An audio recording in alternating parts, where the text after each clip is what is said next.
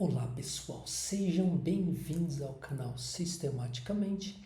Meu nome é Danilo Brito e nesse vídeo eu quero falar sobre psicopatia e parafilias.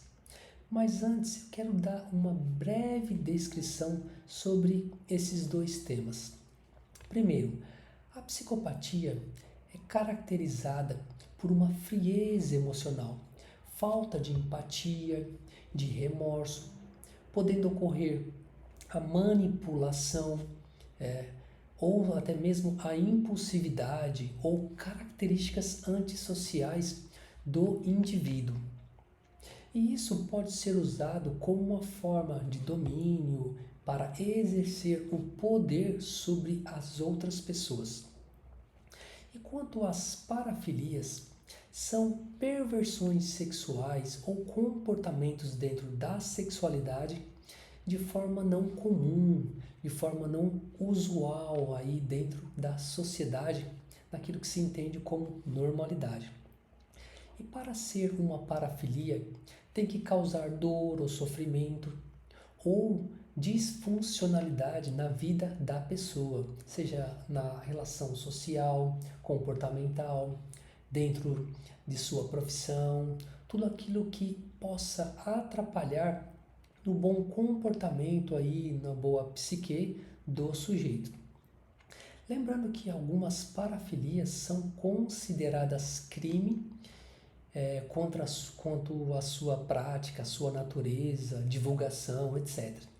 Eu posso citar aqui para vocês as mais comuns, existem diversas, mas algumas são a pedofilia, masoquismo, sadismo, fetichismo, dentre outras. Agora que você sabe a diferença entre esses conceitos, qual a relação, inclusive o tema desse vídeo, entre a psicopatia e a parafilia? Eu vou mostrar para vocês, exemplificando, 4 personagens bem conhecidos considerados psicopatas. Vamos lá?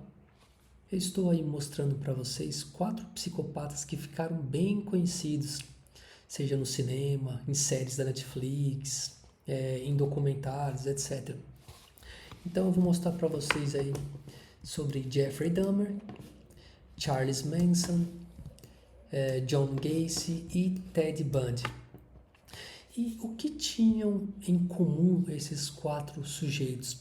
Bom, além de serem psicopatas irrecuperáveis, todos eles utilizavam em algum grau perversidades sexuais dentro de seus crimes. Então vamos lá, Jeffrey Dahmer, por exemplo, ele sempre, depois de seus crimes, ele comia parte dos corpos de suas vítimas. Isso para ele era como um ritual, um fetiche, um prazer de executar a sua vítima dessa forma.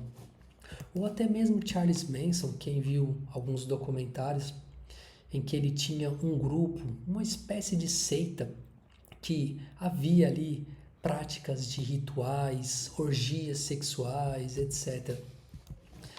Eu não vou entrar em tantos detalhes, mas eu quero mostrar apenas a relação. John Gacy, por exemplo, o palhaço, o assassino, ele também seduzia suas vítimas ou até mesmo manipulava através de sua brutalidade, de suas palavras, ameaça, e logo após ele executava suas vítimas também com cunho, tendo uma relação sexual entre os seus crimes.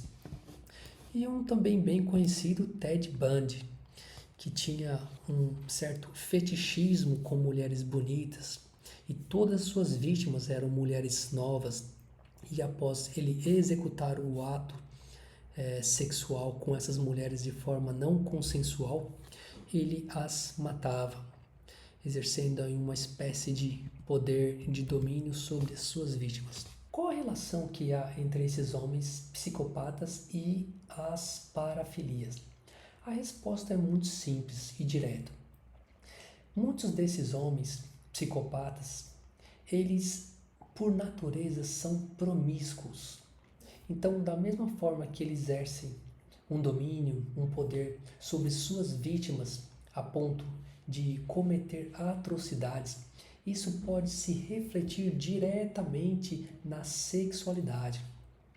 Então ocorre que através dessa baixa moralidade desses homens, isso também vai acabar respingando na sua sexualidade.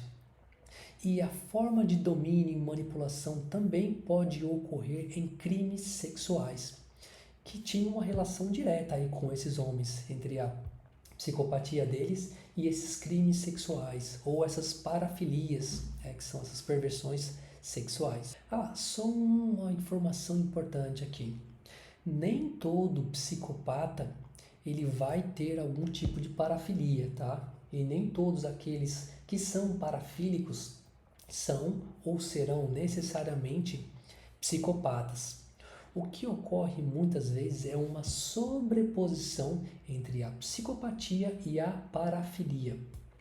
Como eu disse para você, homens com baixa moralidade, muito promíscuos, isso acaba por fortalecer esse desenvolvimento desse comportamento desviante dentro da sexualidade. E como eles já são manipuladores e gostam de exercer o poder dentro da psicopatia, isso também pode ser usado nas suas relações amorosas e sexuais. É claro que o cinema, Hollywood, Netflix, eles exploram bastante esse tema de serial killers, psicopatas. Mas lembrando que esse grau é algo muito elevado dentro da psicopatia, a ponto de tornar um homem um assassino, um serial killer, um matador em série. E também cometer esses crimes sexuais. Estima-se que 1% da população, seja em algum grau maior ou menor, tenha a psicopatia. Uma mínima, ínfima parte da população de psicopatas se tornarão serial killers, que vão cometer crimes sexuais e de natureza muito macabra. Só a título de curiosidade, muitos profissionais e áreas têm homens psicopatas que estão ali vivendo suas vidas de forma comum, sem que ninguém perceba que eles são psicopatas. E eu achei um site bem interessante para mostrar quais são as profissões em que eles mais se destacam. Vamos lá? Vamos lá. Eu achei essa informação no Exame, o site Exame, e aqui traz uma informação muito interessante sobre as carreiras com mais profissionais psicopatas. Então, de forma resumida, descreve aqui que muitas empresas também acabam por contratar esses profissionais justamente pelo poder, pelo poder e a liderança que eles conseguem exercer sobre as outras pessoas. E ele dá uma informação bem interessante aqui no final, com as carreiras com mais psicopatas e as carreiras com menos psicopatas. E analisando esses dois quadros, a gente chega a uma conclusão bem interessante, que eu vou até destacar aqui para você perceber. Perceba que nas carreiras com mais psicopatas, os profissionais aqui exercem uma liderança muito maior. Por exemplo, CEO de empresa, advogados, cirurgião, jornalista, funcionário público. E aqui entra, obviamente, o político. Perceba que essas pessoas, no próprio cargo que elas exercem, dá para você ter uma autoridade maior sobre as outras pessoas. E em contrapartida, as carreiras aqui com menos psicopatas, olha só o nível de profissionais que você tem aqui, os cargos: acompanhante de idosos e enfermos, bem aqui, enfermeiro, terapeuta, artesão, professor, o que dá médico. O que a gente chega a uma conclusão aqui nesse segundo quadrante é que são profissões que você tem que ter necessariamente uma certa dose de altruísmo, de amor, de compaixão pelas outras pessoas. Não que nesse primeiro caso não tenha que ter uma paixão, uma compaixão, mas nessa primeira parte você exerce muito mais liderança, muito mais forte, no sentido de formar caráter de uma equipe, de uma liderança. Então veja bem que há uma distinção bem interessante que eu achei aqui, a ponto de que muitas empresas, até mesmo, segundo o site, acabam escolhendo esses profissionais para que exerçam uma liderança, né? Tragam mais recursos financeiros, obviamente, lucro, e possam exercer sobre os outros o seu poder, o seu domínio. Bom, estamos chegando ao fim aí do nosso tema. Eu queria saber a sua opinião. Faz sentido para você essa relação tênue entre a psicopatia e a parafilia? Deixe a sua opinião. No demais, a gente se encontra no próximo vídeo. Um grande abraço, fiquem com Deus e até a próxima. Tchau!